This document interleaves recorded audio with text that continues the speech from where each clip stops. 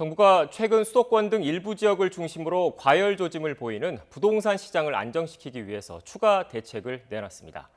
문재인 정부 들어 21번째입니다. 지난해 12.16 대책 이후 안정세를 유지하던 시장에 이상 기류가 감지됐기 때문입니다. 실제로 서울의 아파트 가격은 지난 1일 한국감정원 조사 기준 상승세로 돌아섰습니다. 비규제 지역의 집값은 더 불안한 모습을 보이고 있습니다. 특히 경기도 안산시 단원구와 오산시의 주간 아파트 가격 상승률은 각각 0.5%와 0.3%를 넘었습니다. 방사광 가속기 유치에 성공한 충북 청주의 아파트값 상승률은 0.8% 이상으로 치솟았습니다.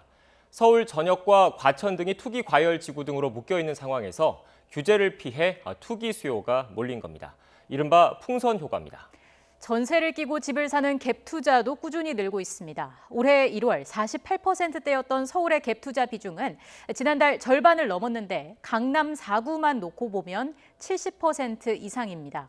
쉽게 말해서 전세금 7억 원이 잡혀있는 10억 원짜리 집을 전세 인수 조건으로 3억 원에 사는 사람들이 많아졌다는 겁니다.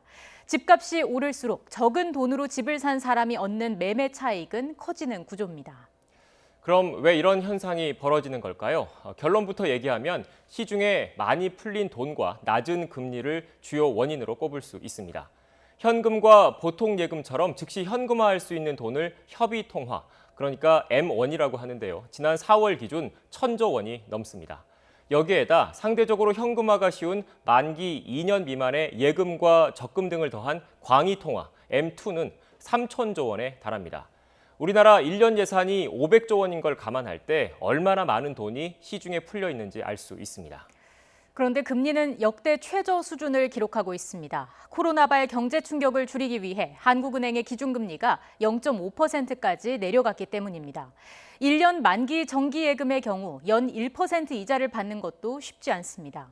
이처럼 은행에 돈을 맡겨도 수익을 기대하기는 힘든데 낮아진 대출 금리로 돈을 빌리는 부담은 줄어든 상황. 부동산 시장이 주요 투자처 가운데 하나로 주목을 받고 투기적 수요까지 몰리는 이유입니다.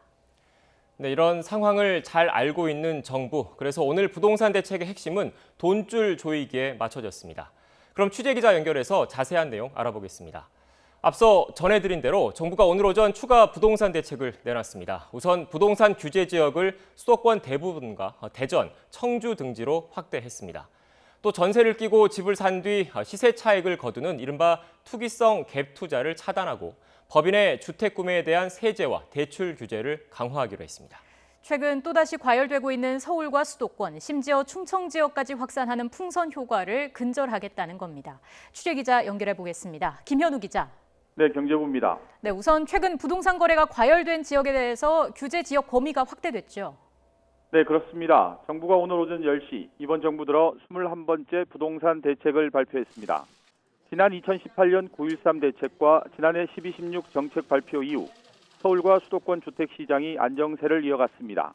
하지만 경기 지역으로 투기 수요가 몰리면서 이른바 풍선 효과가 나타났고 서울 아파트 가격 역시 상승 전환하면서 또다시 과열되고 있다는 것이 정부의 판단입니다.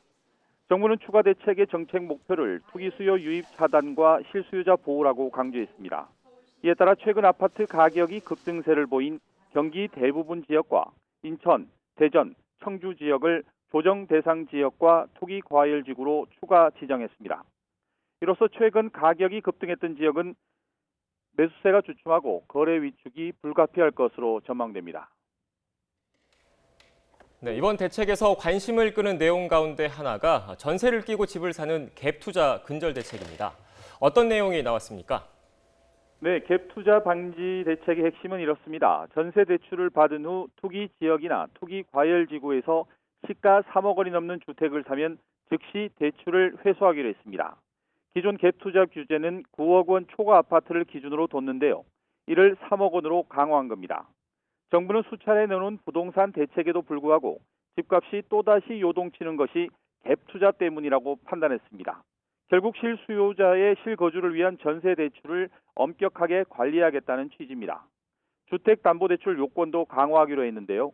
무주택자가 주택 구입을 위해 주택담보대출을 받으려면 주택 가격과 관계없이 6개월 안에 전입하도록 했습니다.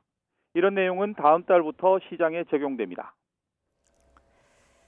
자, 그리고 오늘 발표된 내용 가운데 또 관심을 끄는 게 부동산 법인을 통한 거래를 차단하기로 한 겁니다. 어떻게 규제를 하겠다는 건가요? 네, 규제 지역 또는 비규제 지역 구분 없이 모든 지역에 대해서 주택 매매 임대 사업자에게 주택담보대출을 금지하기로 했습니다. 또 내년부터 법인이 보유한 주택에 대한 종부세 공제가 폐지됩니다. 현재는 개인과 법인 등 납세자별로 6억 원 한도로 종부세를 공제해 줬는데 1세대 1주택인 경우 공제액이 9억 원에 달했습니다.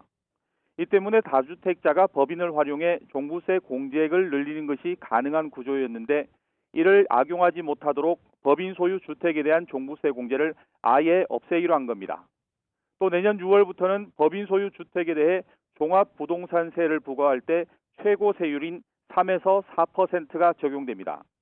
예를 들어 법인이 10억 원짜리 주택을 갖고 있으면 지금은 6억 원을 공제받은 뒤 나머지 4억 원에 대해 종부세를 매겼지만 앞으로는 10억 원 전체에 대해 3에서 4%의 최고 세율로 종부세를 매기기 때문에 매년 3에서 4천만 원의 종부세를 내야 합니다.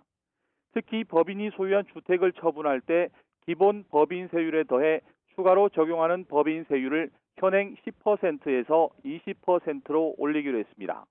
이런 조치는 세금과 대출 등 부동산 규제를 피하기 위해 개인이 부동산 법인을 설립해 투기하는 것을 막기 위한 조치입니다. 법인을 활용한 투기 수요를 건절하기 위해 종부세를 크게 올리는 처방을 내놓은 겁니다. 전문가들은 그동안 종부세 등 각종 세금 부담이 덜해 투자 목적으로 활용되던 법인을 통한 투자 거래가 크게 위축될 것으로 전망했습니다. 지금까지 경제부에서 전해드렸습니다.